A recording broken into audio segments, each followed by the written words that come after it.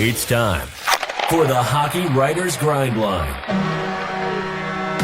a weekly show covering everything Detroit Red Wings. Brought to you by our own iconic top line of Wings writers. Sit back and enjoy The Grind. Welcome, everyone. My name is Ian McNaughton, and this is the Hockey Writers Grindline, the Red Wings roundtable for the hockey writers. For the past 5 years, the Grindline has been a weekly column for the hockey writers, and now we're here to talk some hockey. We're excited for another opportunity to discuss the latest Red Wings news, rumors, and strategy with the Hockeytown faithful. So, including myself, let's introduce our version of Chris Draper, Kurt Malpe, and Darren McCarty, starting with Devin. Devin, how are you tonight? I am doing well, if you cannot tell. Happy to be here as always. How you doing, Ian? Oh, I'm doing great. We're about 15 minutes too late to start, but that's okay. That's fine. Also joining us this evening, my guy, Pat Brown. Pat, how are you this evening? Doing great. A wonderful way to kick off the weekend, as always, fellas. So happy to be here and looking forward to having a little fun. I am replacing Tony Wolak, who is the official goal horn operator for Little Caesars Arena. Congratulations to Tony. He got a lot of action on Tuesday. Honk. Honk. That should just be the title of this episode. It should just honk in capital letters. The geese are migrating back north for the Yes. Oh, yes, they are. yes. They might be, actually. So let's discuss the past week that was for Detroit Red Wings hockey. The Red Wings won. They won a game. And not only did they win a game, they beat the Tampa Bay Lightning on Thursday, 6-4. Sure, they lost to them 4-3 in overtime on Tuesday, but they beat them on Thursday. And that's what really matters, right? Winning. Devin, I'll start with you. What were your initial thoughts on the week that was for the Red Wings? So, kind of as you just alluded to, it's kind of crazy that they beat the Lightning. I mean, I think we all were kind of resigned to the idea that they were going to lose both games, but to not only win but get 3 out of 4 points, it's impressive. Good on this team. But that's not to say that they played super well by any means. I think they kind of got lucky with facing McElhinney last night. That first game, I liked how they played a lot better, but obviously they didn't get the second point. But yeah, I mean, getting three out of 4 points against the Lightning, I'm not going to complain. So yeah, I mean, a win's a win, right? Yeah, 3 out of 4 absolutely. points isn't nothing. That's good for Detroit. That's good against anybody, not just the Lightning. It just happens to be arguably the league's best team in the Tampa Bay Lightning. Pat, how did you feel about this past week being a Red Wings fan? You know, like Devin said, 3 out of 4 points. You can't turn your back on that. Now, I don't know so much if it was not having Vasilevsky play, but just the opportunities yesterday. There were a lot of interesting goals that the Wings scored, off the arm and into the net and everything else. Yesterday felt like it was somewhat kind of the universe writing itself for all the posts that we have hit, for all the soft goals that have gone in. I mean, Bernier stood on his head. He had a couple of saves that were just unbelievable. They killed off a 5-on-3 that was at least 30 seconds long. And overall, the team, they looked fine. I think there was some puck luck and certainly attribute it to that. But guess what? How many games have the Red Wings played in where the puck didn't bounce their way?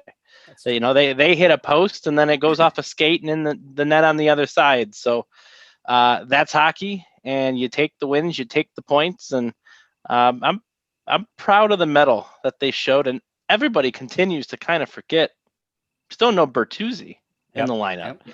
The fact that they're playing that well without one of their top offensive producers is an encouraging sign at this stage of the season. It did feel like at the end of the game yesterday, they were trying to give that game back to Tampa Bay. Like in the third period with 2 goals in 2 minutes, I think. Did anybody not see that coming, though?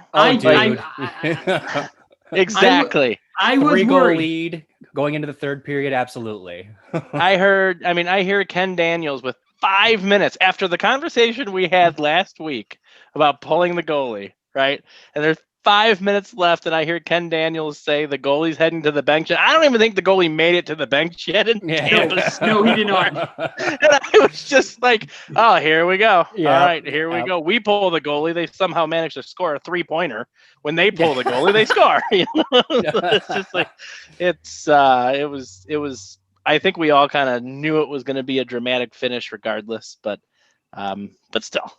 And I just want to throw out real quick, for all the fans of old time hockey, as they like to call it, I really appreciated the chippiness that was in both games. These teams, obviously the Tampa Bay Lightning are the reigning champs, and the Red Wings were the worst team in the league last year. But these guys don't like each other, and we try to get rid of we're trying to get rid of as much fighting as we can, but you like to see it. It's entertaining, and it's nice, especially in these divisional play, like this divisional play that we're getting this season. It's nice to see a little bit of that animosity boil over.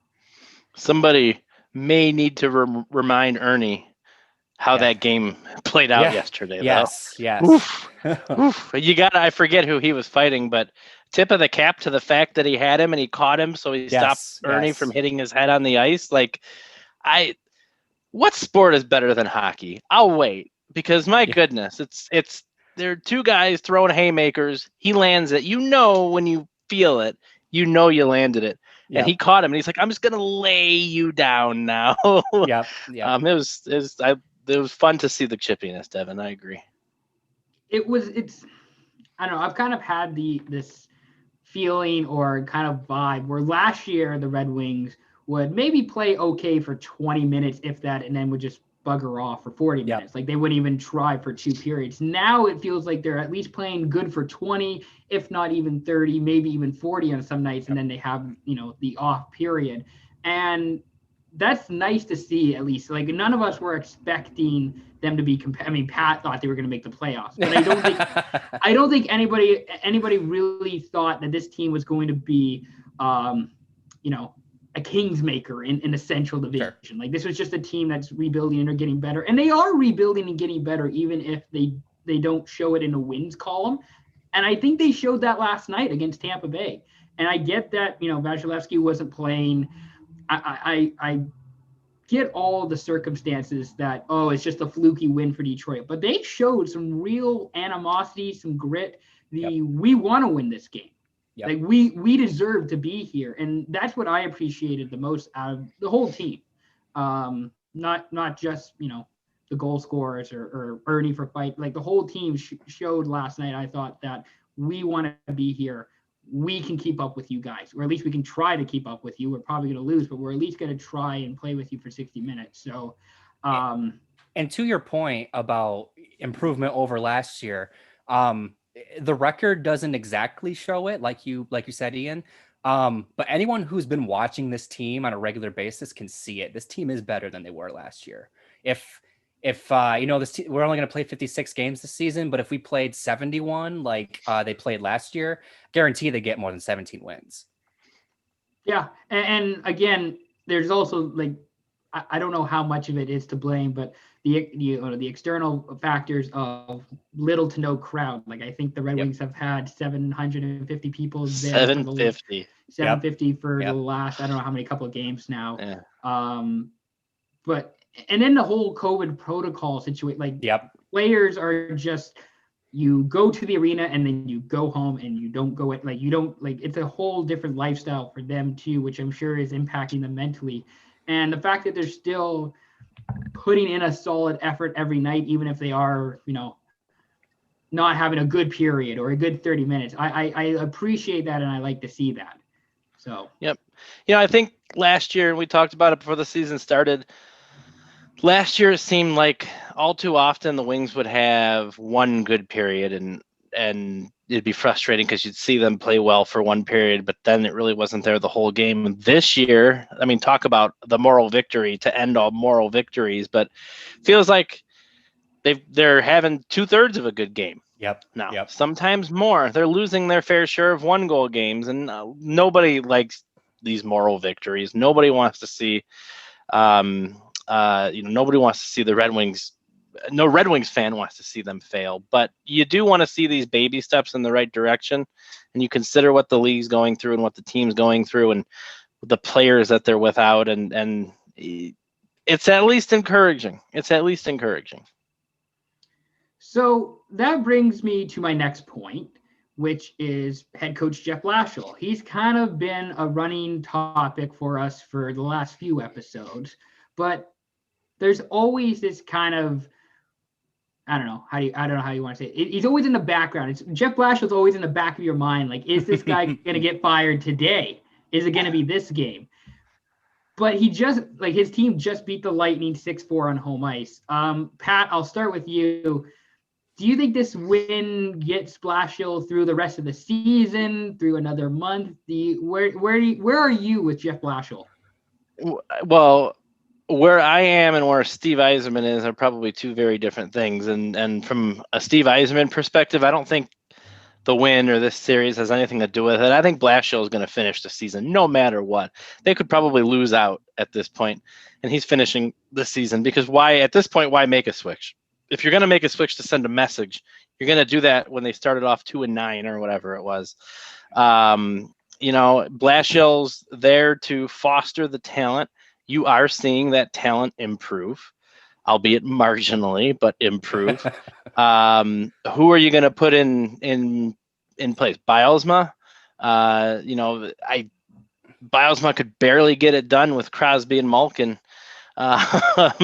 It's needless to say, I just don't see any change coming during the season. Now, after the season, that's a tough one. Where I'm at right now, I don't think Yzerman's going to make a change.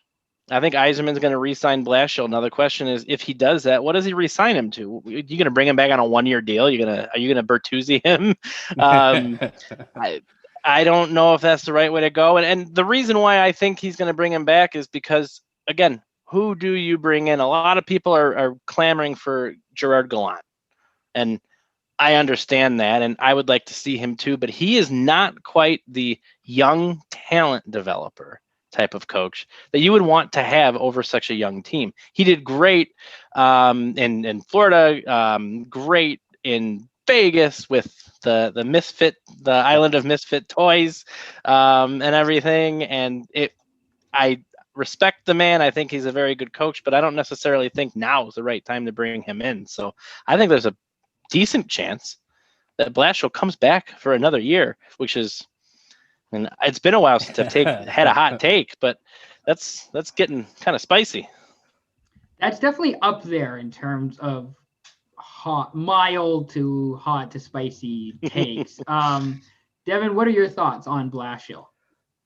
So I've got kind of two thoughts here. One, like Pat, I think he finishes the season.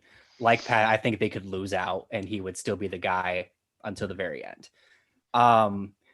I am not, I'm not willing to say one way or another if he is going to stick around or not past this season.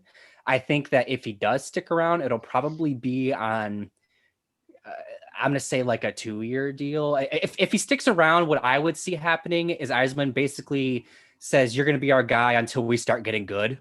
And then once we're like actually going to start being competitive in the NHL, then you go find a Gerard Gallant or whoever's available at the time to help the team take that next step. Excuse me.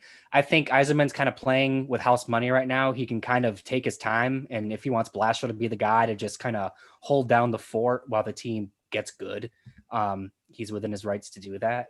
And I think that just the overall team's development will kind of dictate how long Blashill is around.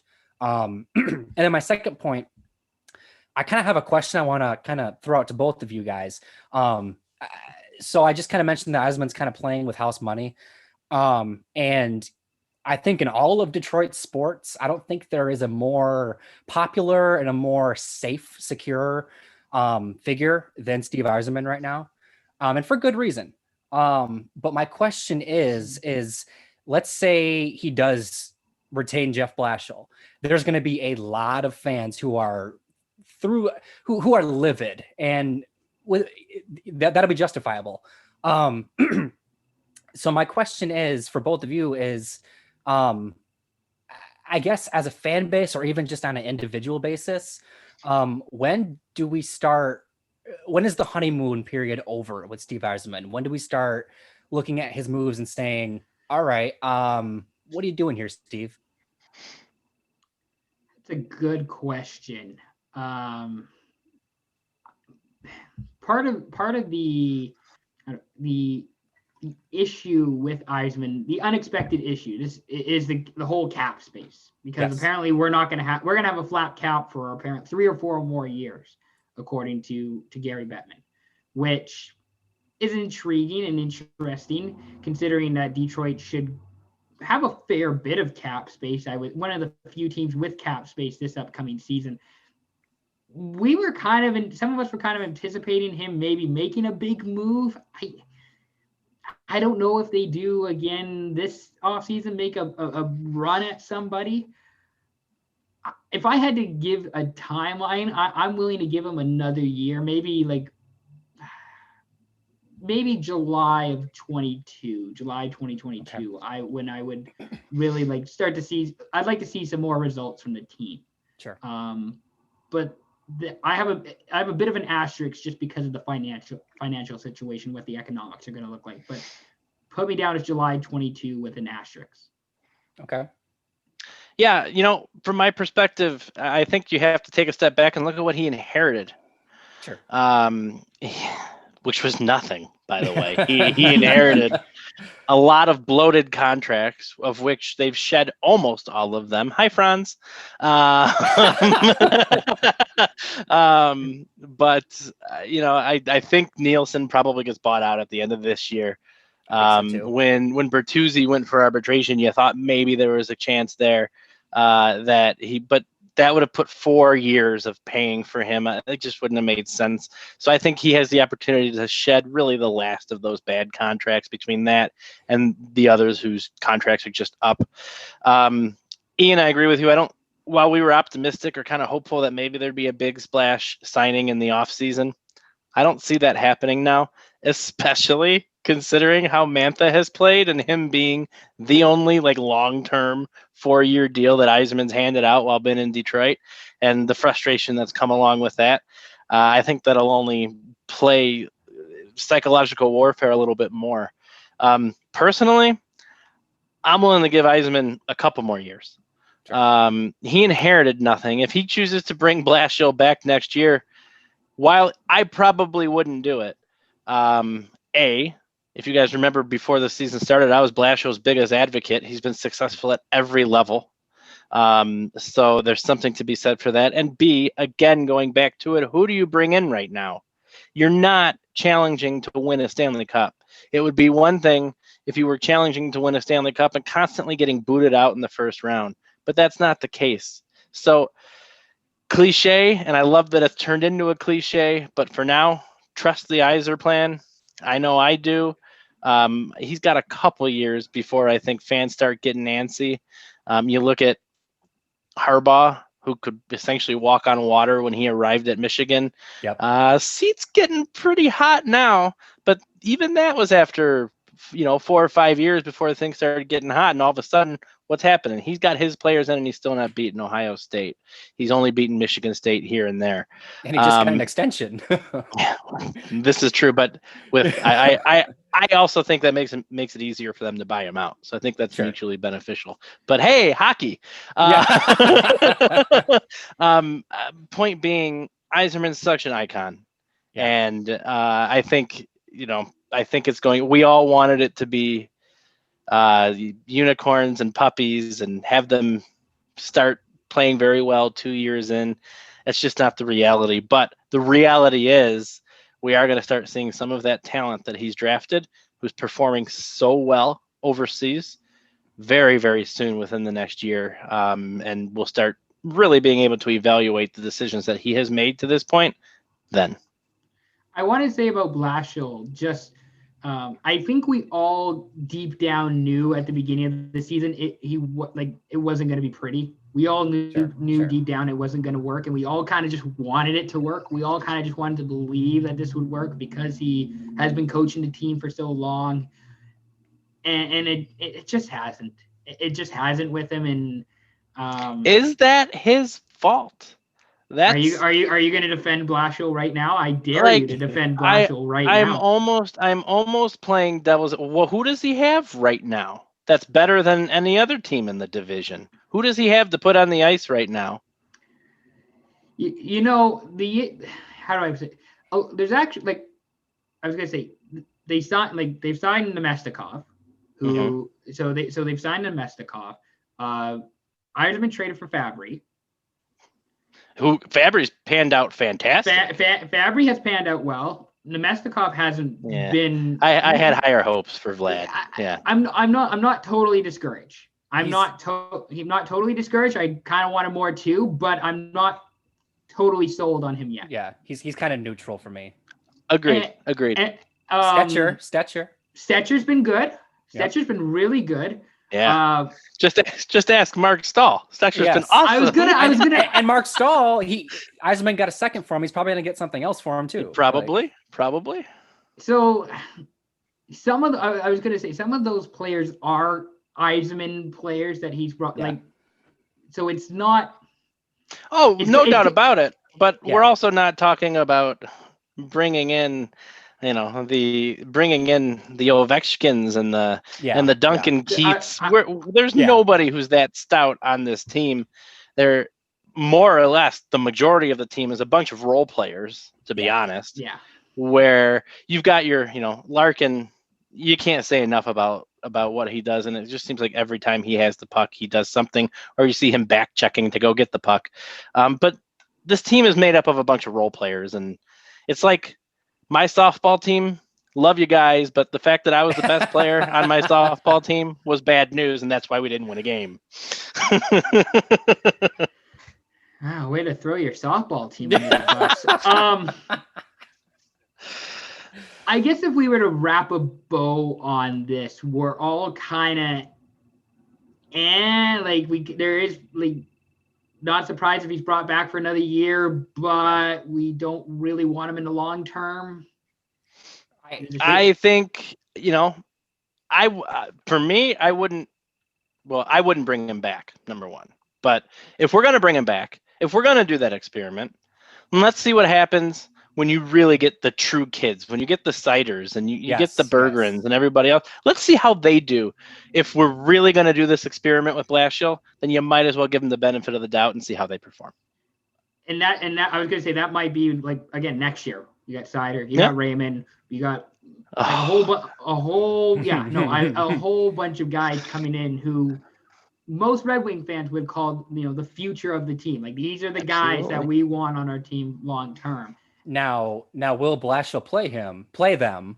That is the question. Oh God, I don't even want to think about that. At that point, it's up to Yzerman to more or less force his hand and not sign veterans. But we'll see what happens with there. I'm glad you said Yzerman and not Holland, because if it were Holland, we'd know how that would go. Well, yeah, exactly. Also glad I don't have to think about that. That's true. If you're liking this video, if you enjoy what we're talking about, be sure to drop a like for us on this video. Be sure to subscribe to the channel, the Hockey Writers YouTube channel. How many shows do we have now? I think you did this last time. You counted out all the shows. There's like a show every day essentially with the Hockey Writers. Flames Face Off, Sabres Scoop, Maple Leafs Lounge, Oilers Overtime, the Hockey Writers Live. Oh, you left off Blackhawks banter. I'm getting there. They were kind enough to host you. I was getting there. I totally wasn't just forgetting about them or ignoring them. We didn't forget them. Forgot. No, that's not who I am. But be sure to drop a like on this video. Be sure to subscribe to the Hockey Writers YouTube channel. A lot of great content. You are making a mistake if you aren't subscribed to this YouTube channel. I'm just telling you right now. So we talked about players, we talked about coaches, we talked about the team essentially. So let's talk about trade deadline, which is coming up. Actually, I think it's a month from when we're recording this on the 12th. So April 12th is the trade deadline, approximately 1 month. Are the Red Wings buyers, sellers? Devin, I'll start with you. Where do you see the Red Wings heading into this? Do you think we're going for guys? Do you think we're adding anything? No. What do you see the Red Wings doing at the trade deadline? If they're buying, they are buying picks and prospects, which in turn means they're selling. Yes. But we all know that. That's yeah. You gotta literally upsell them. Like, yes, you're like, hey, sure. We're buying these players, and they're actually prospects and future draft picks, but they're players. Yes, that is how you get people to jump on board. In all honesty, just in terms of expiring contracts and players that can actually play a role on a good team, the Wings are in a good spot. They have plenty of trading assets, whether it's Sam Gagner, whether it's Mark Stahl all of a sudden, whether it's Jonathan Bernier. We talked about that a couple weeks ago, and the list goes on. They have plenty of people. Luke Glendening, they could fetch themselves some decent picks and prospects depending on the overall marketplace. I don't think that this year in particular, I think will be very much a buyer's market. I think that there aren't going to be a lot of teams that are willing to bring on payroll, just given the times. And there's also the fact that like a quarter of the league has to deal with a quarantine issue because they're up in the North Division. So if they're going to do a deal, they have to leave themselves kind of a buffer where the player has to quarantine. So that complicates things. So there's just, the Wings have a lot of pieces to trade. They aren't going to get as good of a package as they might have gotten in prior years, but they will get things. And we just talked about the man. We've got a good GM that I have faith in to extract as much value as he can out of these pieces.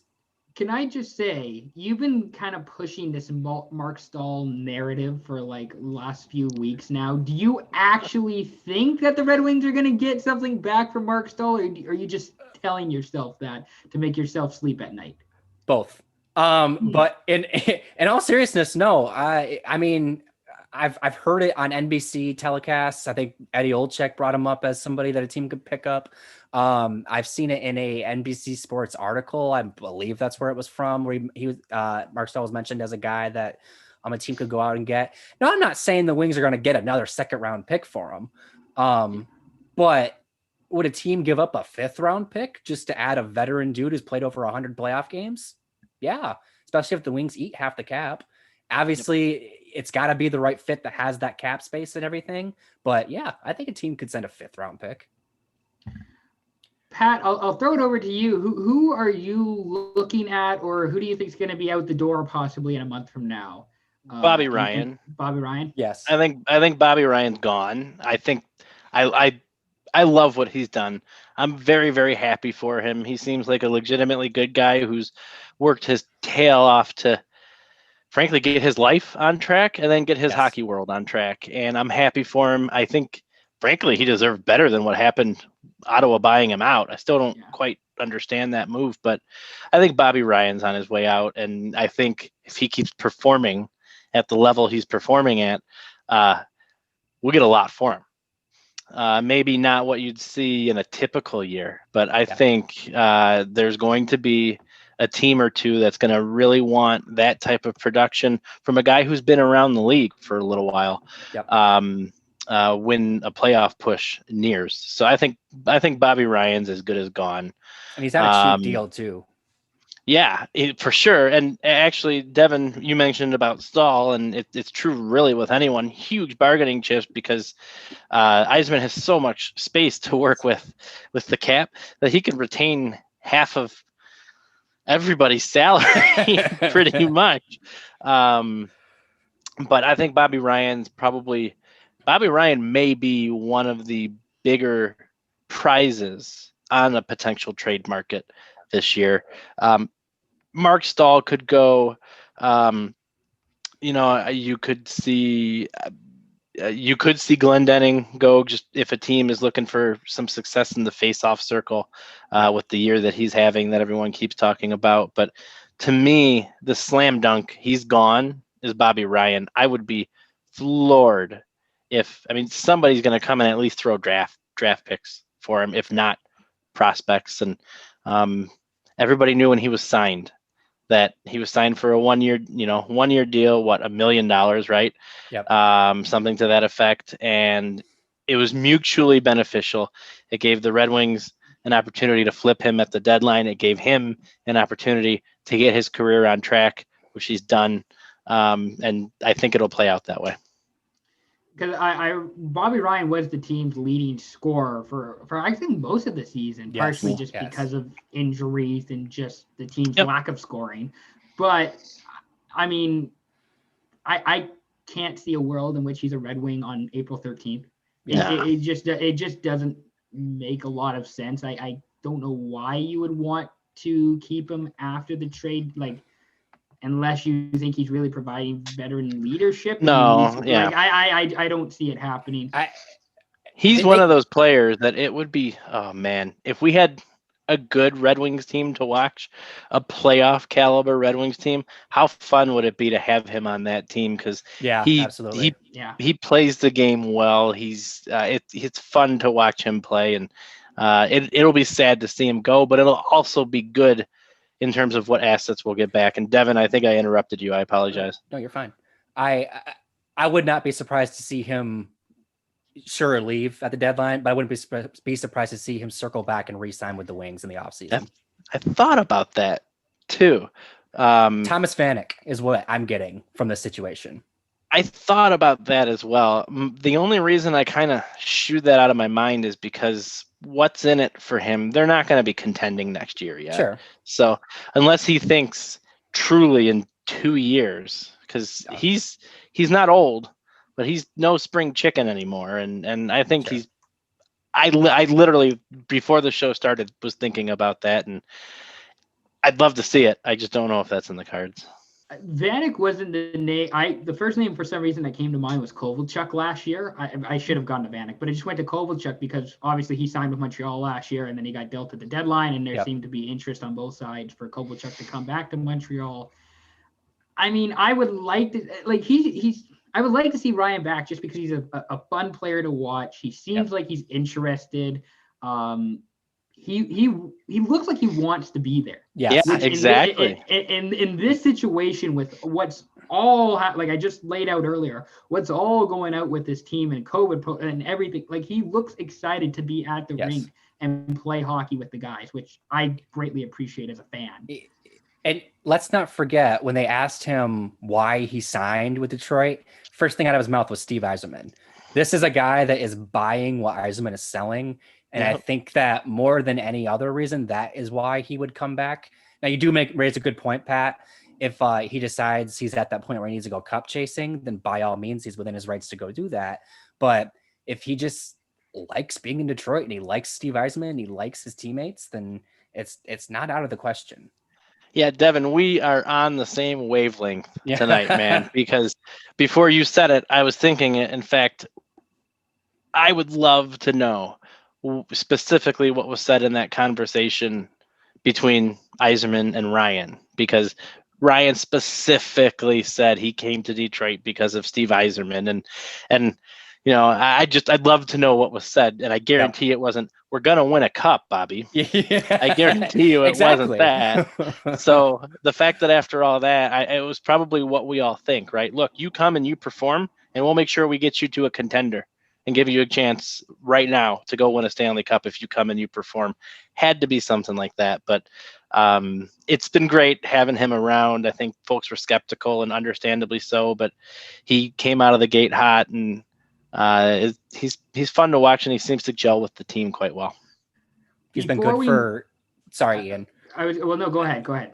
He's been good for guys like Zadina too, and with a team that we're trying to build up the kids, you got to have guys like Bobby Ryan around. I just wanted to say before we moved on, we obviously mentioned Bobby Ryan, Mark Stahl, Glendening, Bernier. Is there any other names that you guys just want to throw out there or just mention as possible trade candidates before we close the subject? Patrick Nemeth. Okay, yeah.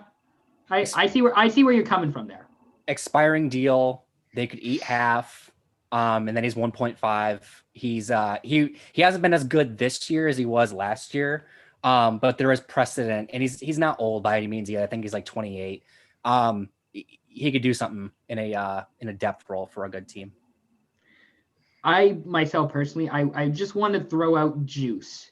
Yes. I again, there's obviously been hardly any talk about juice, and part of the reason why I just think he might get moved is because I think Devin mentioned it last week or 2 weeks ago. He was just a waiver claim.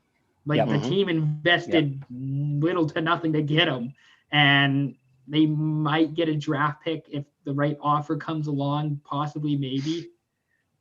The Ducks, when they traded for him last year, they gave up a decent prospect for him. Not like an A grade prospect by any means, but a B grade prospect for him. So I don't think it's out of the question for the Wings to get a similar sort of thing if they do go that route. I don't hate that. It's just my biggest concern with all this is kind of a suppressed market, just with all that's going on, and teams not wanting to, bring in money, not trying to spend extra if they don't have to. And an expansion draft coming up. Yep. Oh yes, yes. Let's not forget. So that's where I have a hard time with the goalies. Yeah. But look, I don't think anyone.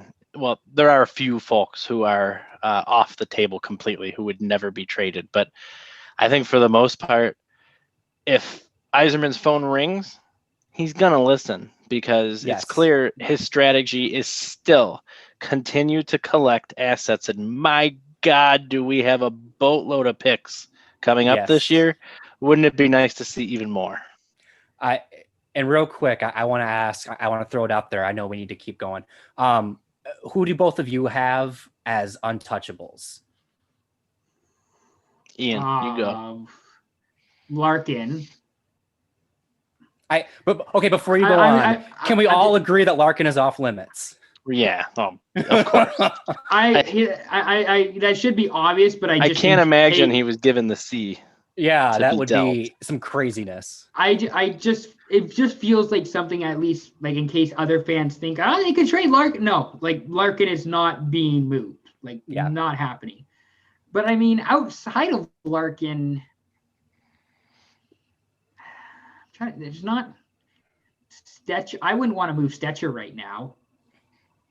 I don't think, and I don't know if this is even a consideration because he's an RFA, but I don't think you touch Bertuzzi.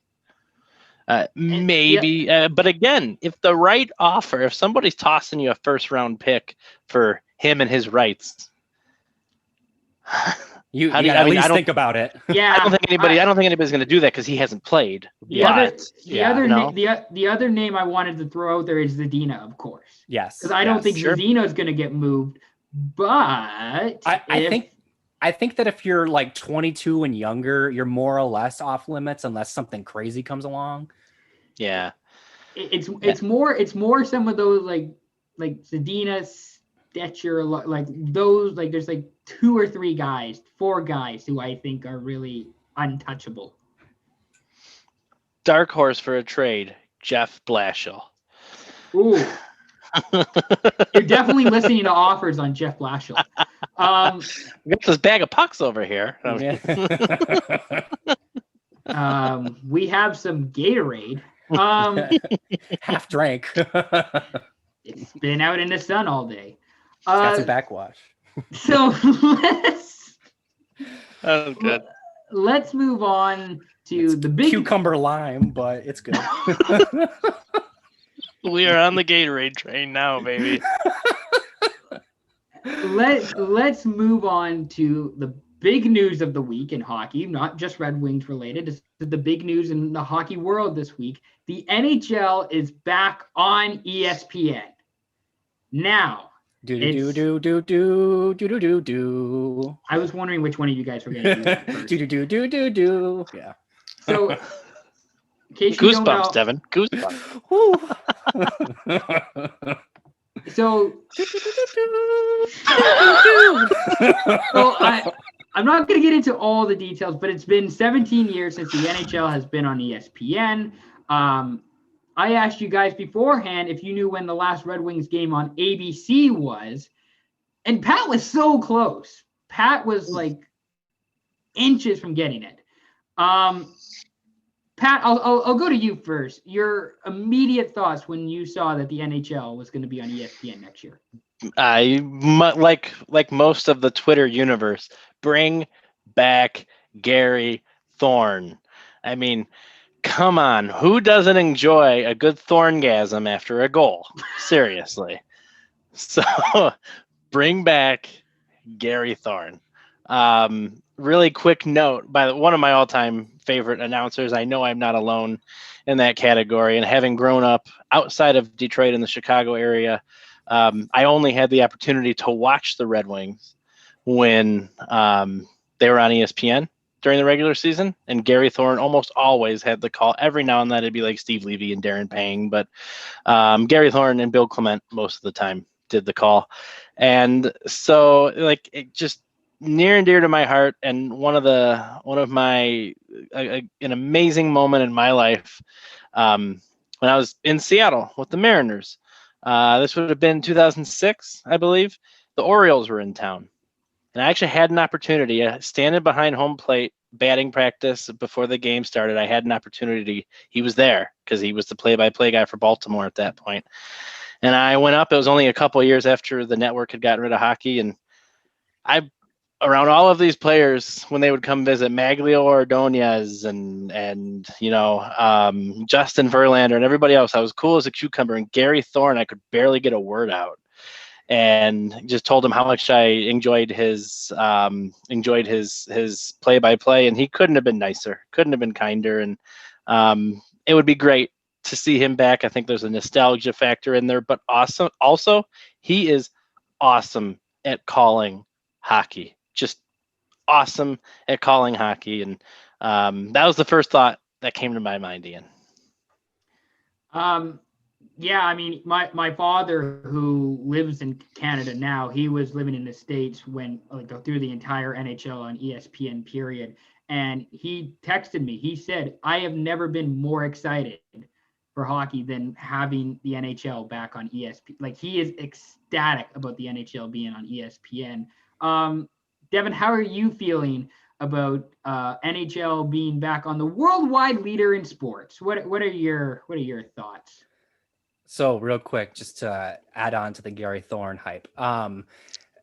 My earliest memories of like Red Wings playoff hockey, that's the voice, besides Ken Daniels. Sure. And then there's that period of time from 2006 till like 2014, where Gary Thorne was the voice of the EA NHL games. Yep. So it was like, he's the voice of not just my childhood, but like my teenage years.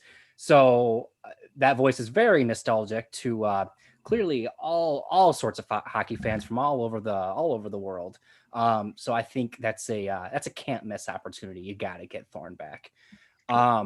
What a testament to him. And I hope that did you see, by the way, he said he'd be interested. Absolutely. He would be interested in having a talk. And he's an announcer. We're not talking about a player. We're not talking about an athlete. How many announcers, and there are some, but how many announcers do you know that people clamor for on a national basis to call national games? You don't hear those things about Joe Buck. Yeah. well, I was thinking about this before we got on tonight, where isn't it kind of interesting how Doc Emmerich, who used to call the NHL on NBC, he retired before this season, highly regarded play-by-play announcer. And now we might have Gary Thorne back in the works. Yeah. Like I mean, it's kind of bittersweet for myself. I love Doc Emmerich, but if we get Gary Thorne back too, that's that's a win-win. I mean, it's not a win-win, but you're in good hands either way. Yes. If ESPN doesn't bring Thorne back, then Yzerman should not re-sign Blashill and hire Thorne as the coach. And then Thorne could, he'd be hearing post-game interviews. It'd be amazing. It'd be amazing. He might be a horrible coach, but I just want to literally listen to you talk, Gary. Just talk. Gary, what'd you think of the game? Please tell me. I do want to add on. I just think overall, and Gary Bettman alluded to it, very good for the game. They're getting paid what, $400 million a year for it. That's a good chunk of change. The NHL, let's face it, has a bit of a popularity problem, and for it to go back on the worldwide leader of sports, as Ian so eloquently put, that's only going to help with their popularity thing. And for the fact, and to the point that you said your dad is like super amped up about this, he's not the only one. And if you can get people buzzing and talking about hockey, that's great. That's what the sport needs. I thought it was interesting. Did you see part of that deal? NHL.TV is moving yes. to ESPN Plus and Hulu. So I'm curious as to how that's going to work out, because being in Phoenix, I have to have NHL.TV to watch the Wings. So I mean, if it's already just available to ESPN Plus subscribers, then great. But it'll be interesting to see how the details of that play out once next season starts. All I know is that my Disney Plus, Hulu, and ESPN Plus bundle's going up. So excited about that. and where I live, we don't get ESPN Plus. So Shadow Rogers, Shadow Sportsnet. I am thrilled to watch another game on Sportsnet. You can hear it in the sound of my voice. But I wanted to say, before we move on, I'm throwing this out to both of you guys. One thing that you are excited, or you're excited, or has the possibility to see with the NHL and ESPN. Anything outside of Gary Thorne. One thing that you are excited to see potentially happen with the NHL back on ESPN. I will start with Stephen A. Smith, of course, talking about hockey. Because if you saw the video that he posted this week, the contract is already a success in my books. Like, if you have Stephen A. Smith talk about hockey for 5 minutes, I don't know a damn thing about hockey. That was awesome. But here are 5 things that I know. So I'm excited to see Stephen A. Smith talk about hockey. But anything else that you guys are interested in outside of Gary Thorne? I'm excited, I guess, to that point. I think we're more likely to see more personality in the commentators and the people who just talk about hockey. We're talking about Disney money here, and those pockets are deep. So could we see, people love to trash him, but he's a big ambassador of the game. Could we see Justin Bieber do a thing? We probably could. Could we see Chance the Rapper do a Laszlo Holmes or whatever the character's name is thing? Absolutely. I'm talking about, I just mentioned how it's going to be good for the growth of the game. Throw some celebrities at it. Disney has the pockets to do that, and I think that we're a lot more likely to see that happen. One of the most underrated things I saw this week was somebody clamoring for Gritty to be a part of the was it MCU or the Disney? I don't. Yeah. I don't exactly know how it was, but basically just have Gritty as a part of like the Disney universe. I saw something that was like Roman Yossi is now a Disney prince. Yeah, I saw that for Brock Besser, and I thought, yes, I will watch that. I will pay money to watch that show. Pat, one thing that you're excited about with the NHL back on ESPN? Well, one, I think Gritty was made for the This Is Sports Center commercials. Absolutely. So I think that is just a match made in heaven. 2, I hope to see ESPN2 rebrand to The Deuce again. Oh, and yes. We could have Fire on Ice and NHL Tonight again, which would be amazing, which actually leads me to what I'm truly excited for again. The mullet, Barry Melrose. As much as he's one of those guys I love to hate. He always seemed to hate on the Wings back in their heyday, and my goodness, if I can't get enough of it. So I'm excited for the mullet. I'm excited for Butchergrass again. Excited to see like Steve Levy, who I got kind of sick of listening to college football. He's much better at hockey. So those old time announcers of Darren Pang. I think Panger has another engagement that he does, but who knows? Like just some of the guys that they bring back. He's with the Blues right now, if I'm correct. With the Blues. That's right. He does color for the Blues. Oh yeah. Oh, because he gave us a good old holy jumping the other day when Bennington was trying to pick a fight with everybody on his way off the ice. Shout out to his contract, by the way. we don't have time to get into Jordan Bennington's contract. Did Ken Holland give them advice on that one or what? Also, speaking of Melrose, one of my Canadian friends texted me, not thrilled. He's like, Barry Melrose is the two kids in an adult suit. That's what he looks like. Like he wears oversized suits, and he's like, why are you excited about Melrose? It's like, it's more than a suit. Okay, the suits help, but it's more than a suit. It's the mullet, number one. Let's get it. Mullets have come and gone literally multiple times, and his has never left. So with that, we also, we have two questions technically. I posted on Twitter. If you have any questions, ask away for tonight's show. One came from Sean, who's a part of Blackhawks Banter. Again, go check out Blackhawks Banter. Ian did not forget. I didn't forget. I wasn't trying to ignore them. But he said, how do you guys not blow a lead to Tampa Bay? And it's because, obviously, like I said earlier, the Red Wings are the best team in the NHL. Obviously, it's not that hard. The second question we got, any chance we will see Devin, correct me with the name, Albin Grew? Yep. In a Griffins uniform, a Grand Rapids Griffins uniform, before the OHL starts its season. I can comment on the OHL, and that's looking a bit skeptical. I don't know when the OHL is going to happen, if at all. In the whole CHL, the BCHL, or the WHL and the BC division is starting, and then I think Friday night we're just starting the Central Division. So anyways, the WHL starting, the QMJHL is starting or has returned. The OHL is not. There hasn't been any return to play date yet for the OHL. Devin, I'll start with you because you're our Grand Rapids correspondent. Any chance that we'll see Albin Grew in a Griffins uniform? There's a chance that we'll see him in a Griffins uniform, but not this season. He's over in Sweden right now. And I think that if they were going to, the Griffins are playing right now. If they were going to have him come over and play, I think they would have already done that. Now maybe he comes over at the end of the season, depending on when his team over in the SHL gets done. But I wouldn't count on it. And that's not to say that I don't want to see him come over. I actually really do like Grew as a prospect. He's got kind of that Tyler Bertuzzi quality to him. But as far as playing in a Griffins uniform this season, I wouldn't bet on it.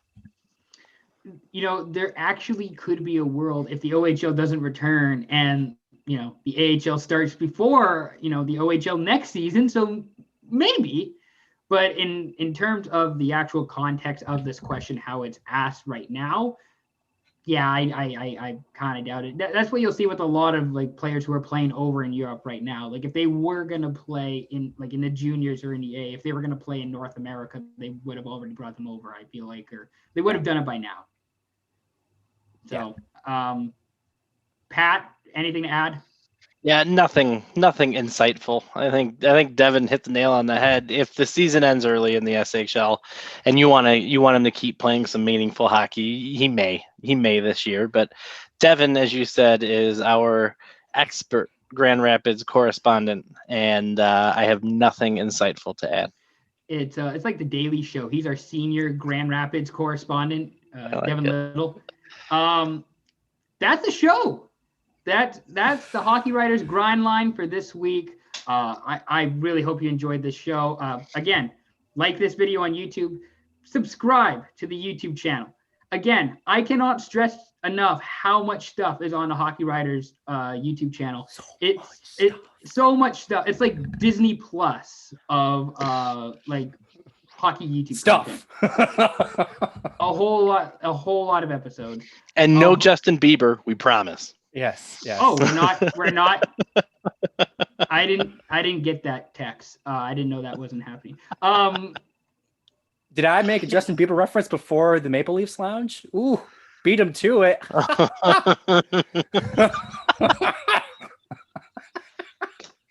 What a great way to end. I like it. On that note, that is the show for this weekend. Thank you very much for watching. We greatly appreciate it. Have a good rest of your week, everyone.